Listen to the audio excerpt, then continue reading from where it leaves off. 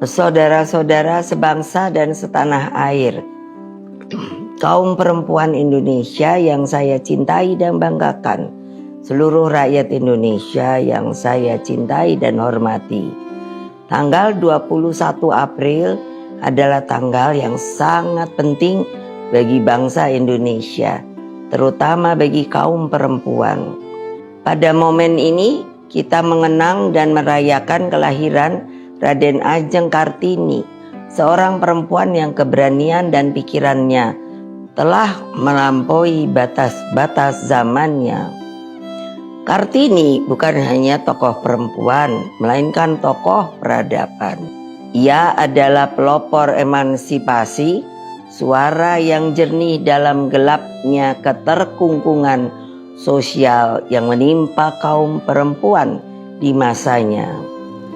Kartini mengajarkan kepada kita bahwa perempuan bukanlah makhluk yang harus tunduk dalam diam, melainkan manusia merdeka yang berhak berpikir, belajar, dan menentukan masa depannya sendiri.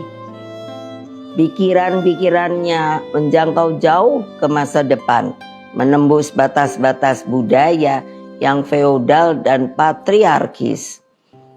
Karena itulah Bung Karno, Presiden pertama Republik Indonesia, menetapkan secara resmi Raden Ajeng Kartini sebagai pahlawan kemerdekaan nasional melalui keputusan Presiden nomor 108 tahun 1964.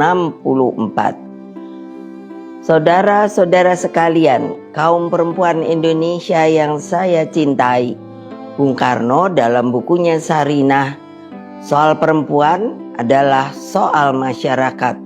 Artinya, ketika perempuan tertindas, maka sesungguhnya masyarakat secara keseluruhan pun mengalami ketimpangan dan ketidakadilan.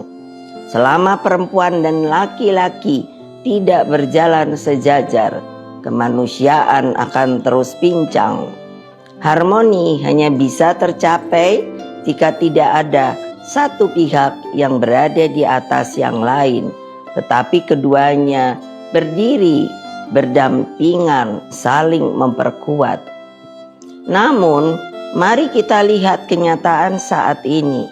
Perjuangan Kartini rupanya masih jauh dari selesai. Kita masih menyaksikan berbagai bentuk kekerasan terhadap perempuan yang marak terjadi, seperti pelecehan seksual, kekerasan dalam rumah tangga, eksploitasi, perdagangan orang, dan bahkan kekerasan yang terjadi di sebuah ataupun di beberapa institusi pendidikan dan pelayanan publik. Kita tentunya tidak bisa tinggal diam. Ini bukan hanya urusan perempuan, ini adalah urusan bangsa. Perempuan adalah tiang negara. Jika tiang ini rapuh, maka rapuh dan tergulinglah masa depan bangsa. Karena itu, saya menyerukan negara harus hadir untuk melindungi setiap hak warga negara sesuai pasal 28 huruf A sampai huruf J Undang-Undang Dasar Negara Republik Indonesia tahun 1945. Saya sering mengatakan di dalam banyak pertemuan bahwa setiap warga negara mempunyai hak yang sama di mata hukum. Jadi, negara harus menjadi pelindung utama terhadap segala bentuk kekerasan berbasis gender.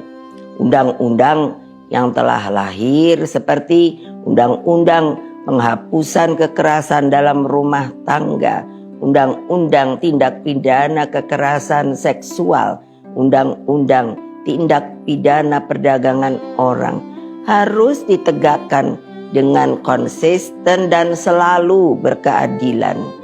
Di sisi lain, kita juga harus terus memperjuangkan perluasan akses pendidikan, kesehatan, serta pemberdayaan ekonomi bagi perempuan.